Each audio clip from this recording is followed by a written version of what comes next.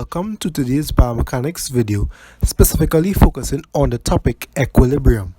During this video, there are several objectives that we will seek to achieve, first of which being gaining a comprehensive understanding of several key terms such as equilibrium and torque. While we're here, we'll also look at static equilibrium, center of gravity, and one's stability and balance. Secondly, a significant amount of time will be spent on looking at levers within the human body, that is first, second and third class levers, as well as their fulcrum, moment arm of resistance and moment arm of effort. As usual, today's video will entail a myriad of mechanical and biomechanical examples for each of the objectives above.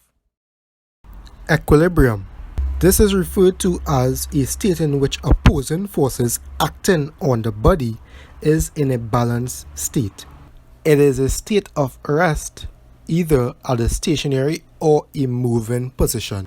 A pretty simple or basic example of this, just to jog your memory, would in fact be a balance scale, where, as you can see, there is an even distribution of weight on both sides. Now let's take this simple concept of equilibrium and refer it to an actual anatomical structure of a human being. Now we are actually going to get a little bit deeper. There are mainly two different types of equilibrium. Firstly, we look at static equilibrium.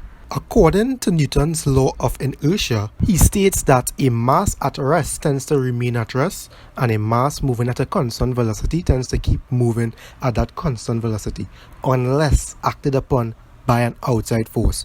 Now, taking this into the realm of biomechanics, we can say that a body in equilibrium is either motionless or moving with a constant velocity or speed.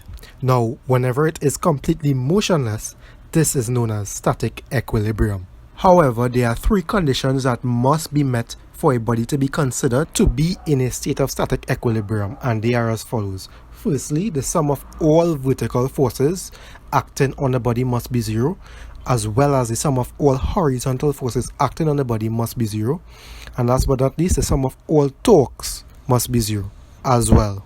A violation of any one of these three conditions would result in the body being in motion, and as a result this will lead us to something in which in fact we are actually going to be looking at now, which is called dynamic equilibrium. Now, dynamic equilibrium is a bit different from static in that it is a balance between applied forces and inertial forces for a body in motion. Now, in simple terms, it just means that you are able to maintain some sort of balance even though you are actively moving. Now, some people may ask themselves, how is an individual able to maintain some sort of balance or synergy in executing everyday movements or daily activities? Now, what science tells us is that there are actually certain factors that influence or affect one's equilibrium. These are known as one's stability and balance and center of gravity. Now, what is the center of gravity?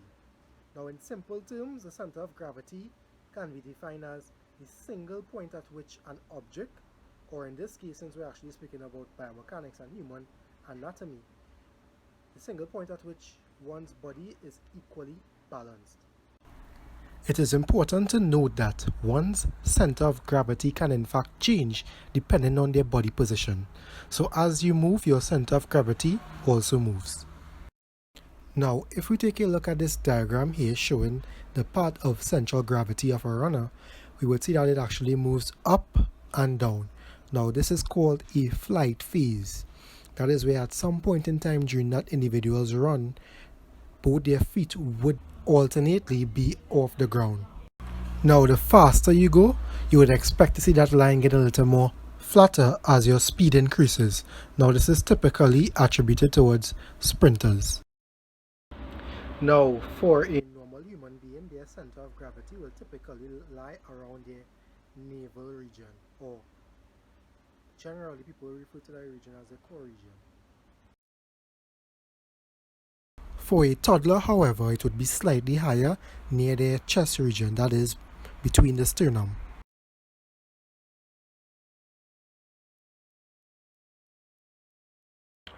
What is stability? Stability is known as the resistance to the disruption of one's equilibrium, whereas balance, on the other hand, balance is known as the ability to control equilibrium. Now, here we can see how closely interrelated these two terms are. Now, in terms of balance, if I am able to control my equilibrium, I would be in a greater position to reduce the environmental factors that may threaten to disrupt it. Now, one may ask themselves if balance is such an important factor in maintaining equilibrium, how does one improve it? Now, what science actually tells us is that firstly, the height of one's center of gravity has a lot to do with this, a lot to maintaining balance, okay? So, what literature actually tells us is that a person has a lot more balance depending on the height of their center of gravity. So, in essence, the lower you are able to get that center of gravity, the more balance you are able to attain or achieve. Secondly, your base of support. Now, a person has more balance in direct proportion to the size of their base of support. So, in essence, you increase your base of support, you increase your balance. Now, let's take a look at a visual demonstration of this. Step 1 would be, of course, to widen your base of support. That is by increasing that base of support region between the legs. Secondly, would be to lower your center of gravity, and this can simply be done by slightly bending your knees. Last but certainly not least, we can see that stability has indeed increased as you are able to reduce and control disruption of balance and equilibrium. Note that you can also increase stability and balance by increasing your body weight or mass and increasing friction between the body and the surface you are making contact with. It is important to note that a person has balance depending on where the center of gravity is in relation to their base of support. So balance is less if the center of gravity is near the edge of the base.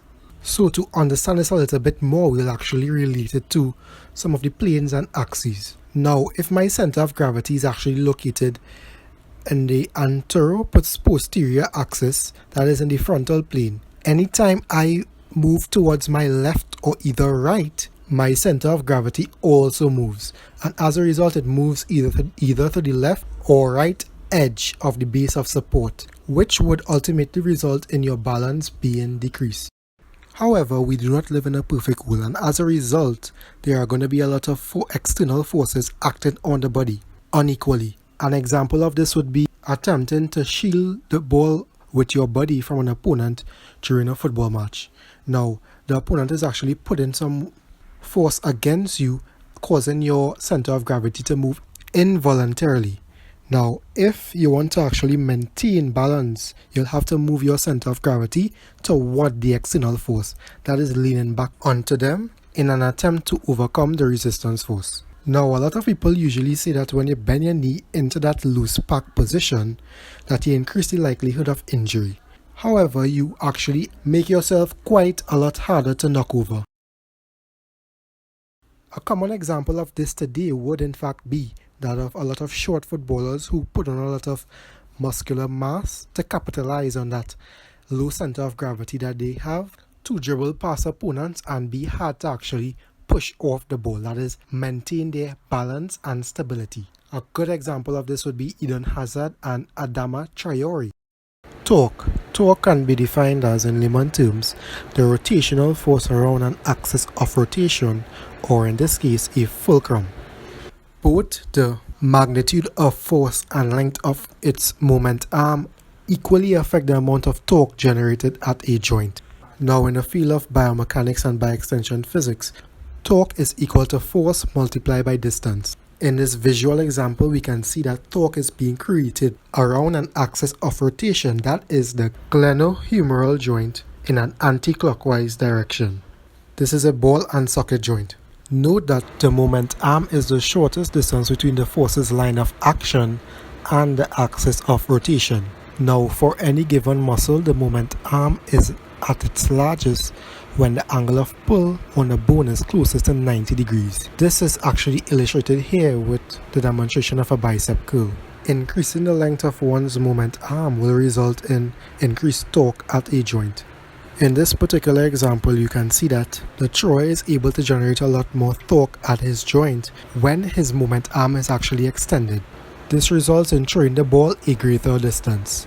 This as the length of the moment arm is maximized between the hand and the total body axis of rotation during the delivery of the throw to maximize the effect of torque produced by the muscles. An example of this would actually be West Indian cricketer Curtly Ambrose, as both his height and length of arms enable him to generate a lot of torque, resulting in fast-paced deliveries.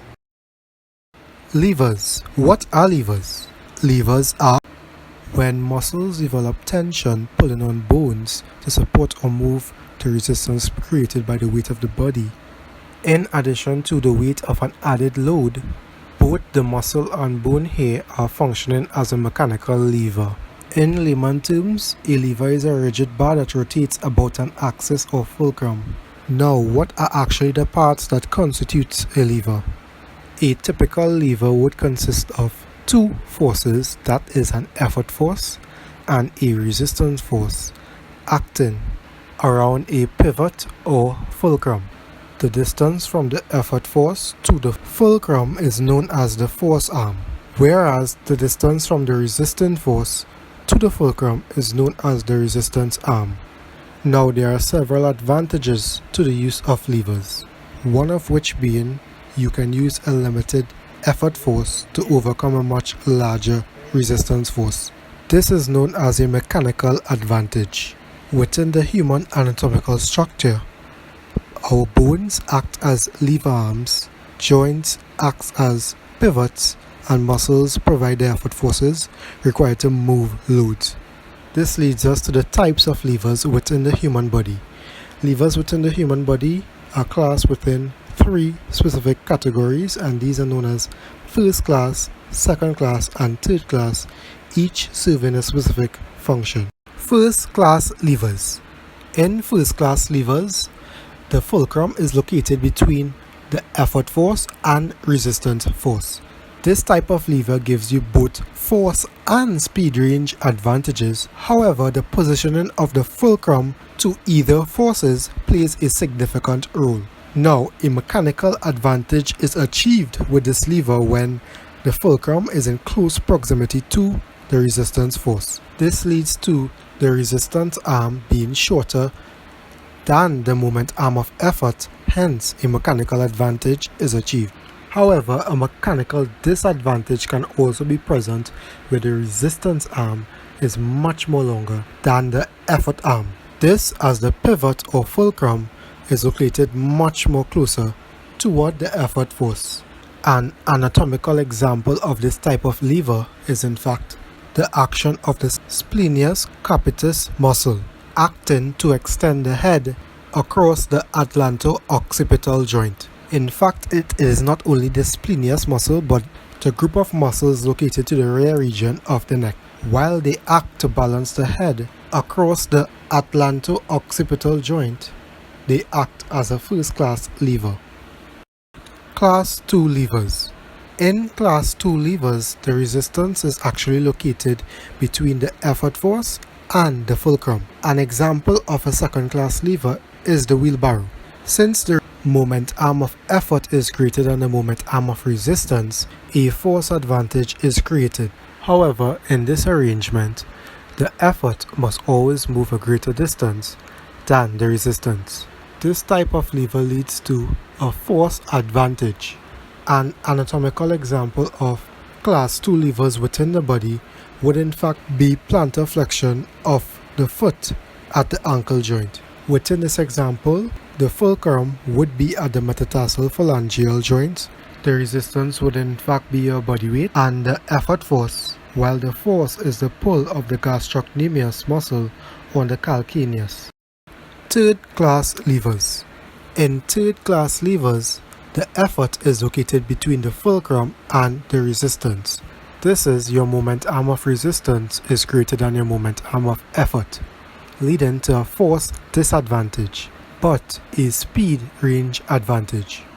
A common example is found in a hammer pulling out a nail. Third-class levers is one of the most common within the human body, as it permits your body to produce distance of movement with minimal muscle shortening, although at a greater sacrifice for force. A typical anatomical example is found in the biceps. Brachialis and brachii is able to overcome a resistant force, which in this case is the added weight, to produce movement at the elbow joint. This brings us to the end of today's biomechanics presentation on the topic of equilibrium. Do hope you enjoy. Stay tuned for more videos. And thank you for viewing.